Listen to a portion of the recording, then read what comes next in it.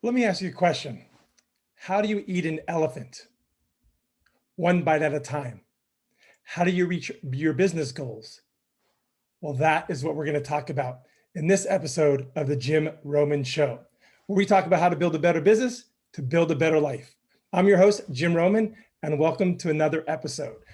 We are on the topic of strategic planning. This is part of a series that we've been bringing to you to get you ready for the coming months, to prime your mind for the future.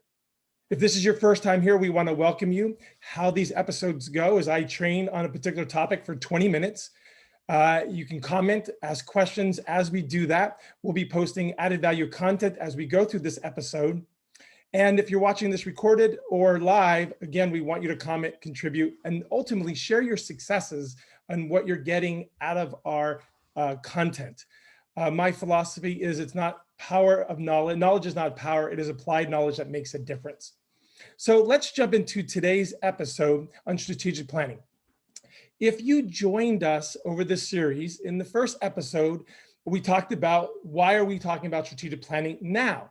Because again, we want to prime your mind so that you are ready for the coming year. Some of the things that we talked about to priming your mind is number one, asking yourself, why do you do what you do? One of the things at the end of the year, the beginning of the year, I want to be doing to be ready, getting a running start is ask myself, why do I do what I do? And know what my purpose and passion is. A great book on this topic is Start With Why by Simon Sinek. He talks about in his book, when people, market their business, they always talk about what they do and how they do what they do, but they rarely talk about why they do what you do. In our business, as business consultants, advisors, and coaches, we work with our clients to get them to really get tied into, reconnect to their purpose and passion behind their product and service. So I would encourage you, having you started to do that in the beginning of this series, or if this is your first time joining our series, welcome again, is to start asking yourself, what is your purpose and passion behind your product and services? Because I believe those are the most passionate about their products and services will outcompete their competitors, and it will prime your mind for years to come. We also talked about in the first episode, a second driver to success and part of the planning process is where do you want to be in the future beyond the business? We talked about what do you want to do as we call dreams and aspirations. And a lot of times people, when you ask them what are their dreams and aspirations or what do they want to do beyond the business, a lot of times they say, I don't know, Jim, this COVID has gotten me, stress in my business has gotten me, I haven't thought about that. And part of the strategic planning process, a part of being a part of business is to have a life. And one of the books that I recommend you check out is Time Off. Because don't we all want time off away from our businesses? And what's really great about this book, it talks about how to create time off to do the things that you love to do. The third driver we talked about in last week's session is what does your business need to look like? What is your organizational chart structure we talked about? Specifically as it relates to what does your organizational chart look like now? And what do you want your organization to look in the future? And if you remember, we shared this slide about a typical business. There are 5 functions to a business: bringing in business, hiring and training, getting the work done, admin, finance, and creating raving fans beyond the transaction. And by creating raving fans beyond the transaction, you get rave reviews, referrals, and additional revenue that completes that process. But this is your organization maybe today, and you're doing everything in it. But ultimately, you want to expand that business. Say you're in the property management industry. Ultimately, you have to do in the property management industry, you have listing and leasing related activities, you have make ready related activities, and you have renewals. Are you going to be the one who does all that too? If that's the case, you can only get so big. What I recommend companies consider doing is bringing on property managers, whether that's 1 property manager, 2 property managers, or 3 property managers, as well as property management assistants, to include softwares and things that are out there to help you run your business better. Ultimately, you want to be able to create a business as we like going for green, freeing you up from the business to be able to give you that time off. But so often people don't think about what they want their business to look like. They don't, draw that vision for the future. And experts would tell you, you don't want to look at your current circumstances. You want to create your future circumstances. In fact, you can check out the last episode. We go into several of my clients, what they did to be able to do that and how it made a big, big difference. The book that I recommend on looking at what you want your business to look like, feel like, act like, etc., is Small Giants by Bo Burlingham. It's what the Good to Great was for big business by Jim Collins. Jim Collins says that Small Giants is for those small businesses. And what I love most about that book is the 6 companies it represents, what they did to be great, not huge. And it gives you different kinds of perspectives of what your business could look like in the future as it prospers. But today, what I want to talk about as part of this series, and just as a footnote for those of you joining us for the first time, you can get some of the tools that I'm sharing today on our website at Business Owners University, our online university at businessownersuniversity.com. And if you go there, you would want to click on the Start Here program. It's a free program that will give you these tools and templates that you see right here as you see the 9 stages. It'll include what the 9 stages are and figuring out where you are in those stages. Also included in the Start Here course at no charge to you is the 5 drivers. This is the beginning of the strategic planning process that we're going into today. And you can also talk about the numbers, org chart, and then today, which is not in that pack, this is Waypoints. This is actually in our strategic planning guide program that I'll offer up to you at a discount at the end of today's episode. So today we're going to go into the 4th driver, and that is waypoints. What is a waypoint? So as I said in the beginning of this episode, how do you eat an elephant? One bite at a time. How do you run a marathon? Well, first off, I don't run marathons, but if I were to run a marathon, I'm told 1 step at a time. How do you reach your business goals? Well, that is 1 waypoint at a time. What are the waypoints or milestones that you need to achieve to get you to the next stage? In fact, I brought an episode, I pulled out one of the guides from the strategic planning program, the masterclass, on talking about what are waypoints. And essentially they are milestones or waypoints or bite-sized steps to getting where you want to go. When we talk about climbing a mountain in the 9 stages, you don't go from stage 1 all the way to stage 9. You know, climbing a mountain takes effort. And there are different stages along the way of climbing a mountain, just like there are different stages along the journey of building a business that you're going to face. And waypoints in climbing a mountain and waypoints in business are very, very, very similar. So some examples of waypoints would be, or milestones would be, say you're a micro business, you're under $250,000 in revenue, and you're not taking a paycheck. You're probably the type of person who says, well, I'm reinvesting it into the company. All that tells me is that you don't make enough money in the business to pay yourself. And so your next waypoint might be able to pay yourself something. I remember working with a web development company years ago. And we'll call the gentleman named Bob. His name wasn't really Bob. And I said, hey, Bob, are you getting a paycheck? He says, well, I'm reinvesting the proceeds. And I said, okay, so you're broke. He goes, well, yeah, I take about $1 out of the company. I said, how about we get you $500? Oh, it's not no big deal. I said, how about we get you $500, then $1,000 out of your company, then $2,000, $3,000, so on and so on and so on. And he said, great, that would be wonderful. Well, he went on to sell that business successfully, is the end of that story. And so if it were me, a waypoint might be getting myself a paycheck. Another waypoint might be having some profit to do other things, pay down debt, pay towards the future. Essentially, waypoints usually fall into 3 areas: profit, people, and processes. In other words, having enough profit to pay yourself, have enough profit to pay for people or have people on your team, or getting your people to perform, and then eventually having processes for your people to perform so that you can make more money to be able to have the kind of life you've always dreamed of when you started your business. So I want to dig deeper in today's episode on this particular topic of waypoints. So again, part of the strategic planning process is the beginning, the why and the where, starting getting that inspiration, that encouragement. Then the what are we shooting for? What do we want to have happen so we can have the life that we want? And then what is the waypoints to achieving what our dreams and aspirations are ultimately all about? So let's talk about a waypoint. So I'm reading again out of the guide from the Strategic Planning Masterclass on Business Owners University. And in this example of a waypoint, let's look at what goes into a well-crafted waypoint. This is on page 25 of the guide. Waypoint number 1 in this example is bring in $50,000 in revenue per month consistently. The next question, now that you have a waypoint in this example, 50,000 of revenue per month consistently, what is the challenge in achieving that? What is your biggest challenge? Capacity is the biggest challenge in this example is capacity. I'm already at 50%, I'm already doing 50% of the work and I'm afraid of bringing in more business. This is a huge challenge we see so often in micro businesses, is that they get to a point where I need to bring in more business, but I can't handle any more business. What do I do? And that's where the roller coaster ride comes in. You may have heard me speak years ago on my previous business, a publishing business. And I didn't make a lot of money in that business. In fact, I practically sold it for as is. I sold it for practically nothing because I had this up and down, this roller coaster experience because I was bringing in the business and then trying to get the work done.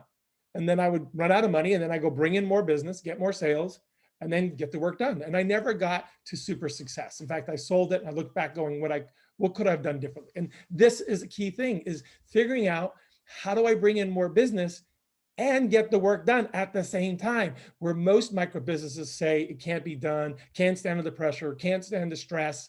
And I say, you can. I know you can. I've helped thousands of people get through that barrier, if you will, in this particular example.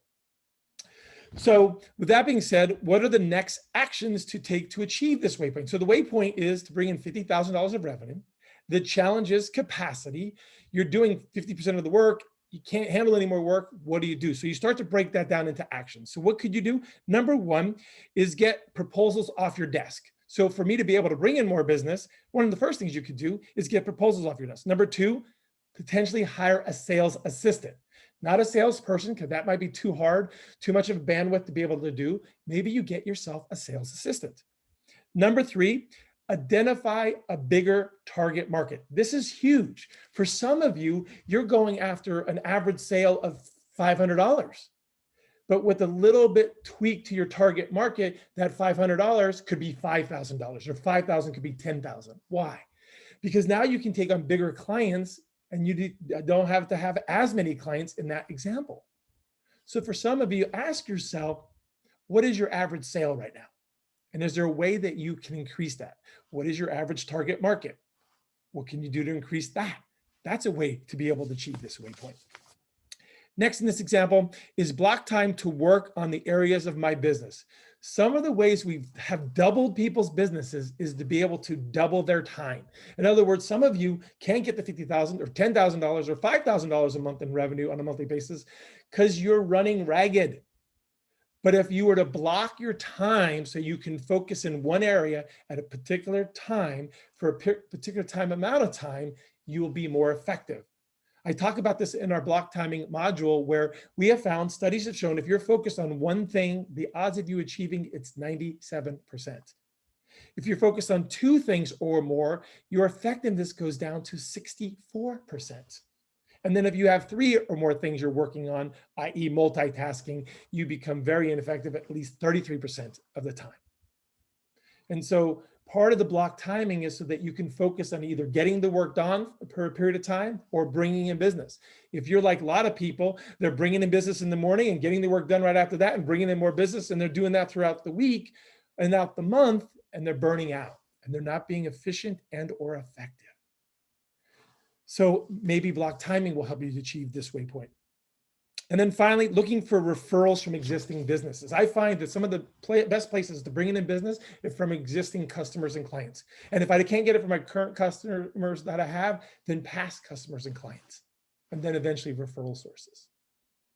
So in this example of this particular business, their next waypoint to achieving their goals, they have set out that if they could bring in X amount of revenue per month consistently, would make the world of difference. So then you take that down and ask yourself, what is my biggest challenge in achieving that? In this example, capacity. So then breaking down, what are some actions you can take to get beyond your capacity? Is number one, get the proposals off your desk. If I got the proposals off my desk, even though I don't have the time to do it, maybe you do it. Maybe you work at 7 o'clock at night, or maybe you get up early in the morning. Another example is going after a different target market, block scheduling, tapping into current customers for business, tapping into referral sources and past customers. And so what's really cool about this, you take this big revenue goal on a monthly basis, and then you break it down into what? Bite-sized pieces. That's how you eat an elephant. That's the way you build your business. That's how you have a life. So at this moment, I want to pause for those of you who are watching us live, is to comment below. One of my team members is monitoring the chat box, so she'll be posting from time to time some of the resources that I talked about. Again, I highly recommend, if you want some of the resources that I talked about today, go to businessownersuniversity.com, click on the Start Here program. It's free. It'll give you some of the templates that we had talked about today. If you want our Waypoint worksheet and our numbers worksheet, I highly recommend you check out the Strategic Planning Masterclass. We're giving a 10% off discount this month, so feel free to check that out. But what I want you to do in the chat box below is share with me what your next waypoint is. Is it getting more profit, payroll, or paycheck? Is it to bring on more people or a person to help you build your business? Or putting processes in place so you can create an experience so your customers rave about you, refer you, do reviews that helps you generate more revenue? So comment below. Again, if you're live, comment below. My team member is monitoring that. If you're watching this, the recording, please comment below. If you're watching this on YouTube, comment below. I'll be checking those comments, responding to those comments. Would love to help you through these challenges. So let me give you another example of a waypoint that you might do. So as I mentioned, and I wrote down previous to this call, this episode, is what are some waypoints? A paycheck. You need a paycheck. What could you do? You need people. What can you do? And then I don't know that I have time, but what can you do to create more time off or be able to free yourself up from the business might be a waypoint. So in this paycheck example, because some of you are out there during these difficult times, or you started your new business and you're not making enough money, you're not paying yourself enough money, what could you do? So say you're trying to get to X amount of revenue per year, and your next waypoint is to finally get a paycheck, pay yourself something like the example of the web development company I shared with you a couple of years ago. So one of the ways of getting more of a paycheck, very similar to the example we talked about, is have more sales. Well, how do you get more sales? Let's break that down. Well, I need more leads or more referrals. Well, what do I need to get more leads and more referrals? Break that down. I need to do more marketing and networking. What do I need to do more marketing and networking? I need time, okay? And if I have the time, okay, where do I get the time? And then the question is, if I have that time, where am I going to network? And this is very important. Going back to the target market, I'm working with a company right now who is looking for companies moving in and out. It's a very reputable IT company here in the Orlando market. Very good owner, love this guy.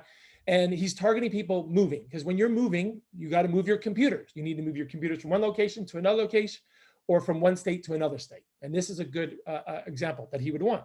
And so I was suggesting, if you're going to target people who are moving, where would you network to meet those types of people? Well, the commercial industry is loaded with a lot of opportunities, networking opportunities, like the Commercial Builders Association or the Commercial Realtors Association. And the list goes on and on and on. And so figuring out, if I'm going to try to get more money, to get more sales, to get more leads, to do more marketing, where do I do that networking? In this case, moving companies, where? Around the commercial industry. And there's a Commercial Realtors Association, like I said, Commercial Builders Associations, getting involved in that. And then ultimately finding referral sources or referral partners in that example. So again, if this is one of your waypoints, is to get a paycheck, this is what I would be doing. What is your biggest challenge in getting a paycheck? More money. What's your biggest challenge? More proposals, more leads, more whatever, and break it down to bite-sized pieces, and then start knocking out those bite-sized pieces one at a time. And eventually, what will happen? You'll start making enough money on a regular, consistent basis.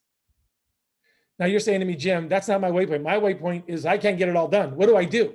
I need people. I need more people. Great. So let's talk about that waypoint, just in case that's your challenge. What would I do? Well, the first thing that I would be doing is I'd be creating an organizational chart like we talked about earlier, where you're talking about what you want your business to look like now, but more importantly, in the future. If you want some inspiration from that, I highly recommend Small Giants. And so if you want to be able to, first question is, who do you need? What do you need them to be doing? I could probably do a whole episode on that. One of the ways you can figure that out, we talked about in the last episode, is figuring out who to hire next, is ask the question, if you doubled your business now, what would break down? If you doubled your business now, what would be the weakest link? Or if you doubled your business now, what would you be afraid of not getting done? That's probably who I would hire next. Would it be a sales assistant?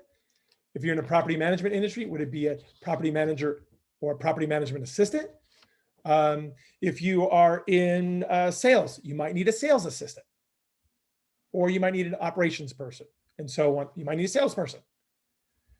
So you first want to figure out who and what you need to do. Then you need to figure out how much you're going to pay them. So I got to figure out how much you're going to pay them. You know that most people don't hire because they don't do the math on what it's going to cost to hire somebody. And so they don't go there, and then they stay small and they stay bottlenecked or they stay stressed. Do you know you can hire someone for as little as $250 a week, upwards to $500 a week? So for as little as $1,000 a month, how much time would that free up for you to be able to make more sales to pay for that all? Average person tells me the answer, Jim, I just need one sale to pay that 1,000. I need 2 sales to pay 2,000. So part of the Waypoint process is to do the math. If you're going to hire someone, even if it's just an assistant, how much could you do that? And are they going to be part-time or full-time? A lot of times part-time or virtual assistants can make a big difference and be very cost-effective. Then next, if you're going to hire somebody and you know who and what you're going to have them to do, and you know how much it's going to cost, what's the next step? The next bite, the next action is, do you have a job description? Do you have a job post? If not, then put together a quick job description and a job post. If you need help with that, I have several people I highly recommend that can help you to do that for you. They're powerful. They're very good at it. Please comment below or reach out to me versus Messenger or email me at questions@askjimroman.com, and I'll be more than glad to refer you to that person or people. Then from there, you got to figure out where to post, because posting is very important. Where you post it. Not all posting is powerful. Oh my God. Then depending on what industry you're in, what kind of people you're looking for, we're studying this right now, that if this post is better than this post, our platform better, that platform makes a big difference if you get the right people. So often people don't hire people because they get the wrong people. In fact, they fail to vet those people out, which is a whole nother issue. Then from there, you want to know, are you going to do this yourself? Is someone on your team going to do this? Or are you going to outsource the hiring process? There are some great people out there that can do that for you on a micro level, on a part-time basis, on a full-time basis, all the way up to recruiters if you wanted to go that high. Don't say you have to. You can do cost effectively until you get real big, and then you can recruiter process. And then ultimately, if you're going to bring on powerful people, what is your interview process? What is your vetting process? And ultimately, what is your onboarding process? And that is a pet peeve of mine. If you don't have a strong onboarding process, you're going to fail to keep strong people. So hopefully you're seeing in these examples that you have a waypoint, whether it's profit, people, or processes. And then you're making it into bite-sized pieces based on the challenges you're facing into reaching a paycheck, having enough revenue to stay in business, hiring a person or people, or putting processes in place to be able to have your business run smoother, easier, better, so you can have a life. If I had more time, which I don't, because I want to respect your all's time, because I know you're all busy, I would talk about what you can do to free up your time. A lot of times people's next waypoint is, I need more time, Jim. I want that to be my waypoint. What can I do? If that is your challenge, please make a comment below. Reach out to me, Messenger. I would love to do a special episode on that, only if you want it. See, you have to understand these episodes are about you, not about me. This isn't about me showing up and throwing up on all the wisdom I have in business over the 20 years. This is about helping you through the most difficult times. This is to help you through the stages of business ownership, where the early stages, your business owns you. In the later stages, hopefully you own it. So hopefully if you got value out of today, please like, share, and follow. We would love to be able to find out how we can better serve you in 2021. Subscribe to our newsletter, keep you abreast of some of the topics and trainings that we're doing that are coming through the pipeline, and always providing value through our blog so that you can build a better business to build a better life. I hope you enjoyed this episode. Again, comment below, please like and share, and always share your successes, what's working for you, and hopefully that we're making a difference in your business so that we make a difference in your life. Again, I'm Jim Roman. The more you know, the more we grow. Thank you for joining me. Awesome. Awesome. If you're still with us, by the way, there's another book I just got called Zigzag Principles. So this is a bonus for those of you who stuck around to this episode, because when I edit this, this might not be in it. Ooh. Woo! Zigzag. This was referred to one of my property management clients. He highly recommend this book, Zigzag. What I love about it, it's about going up a mountain. It's about driving on a road, and it talks about the zigzag principle as we're talking about the waypoint principle. I have not read it. This is on my reading stand right now. So that is a bonus book just for you. To reiterate the books that I might have done faster, you can go back to it. Start with Why to find your purpose and passion. Time Off to figure out how to have a life. Small Giants and what you want your business to look like in the future. And then Zigzag, the waypoints to getting to where you are today to where you want to be in the future.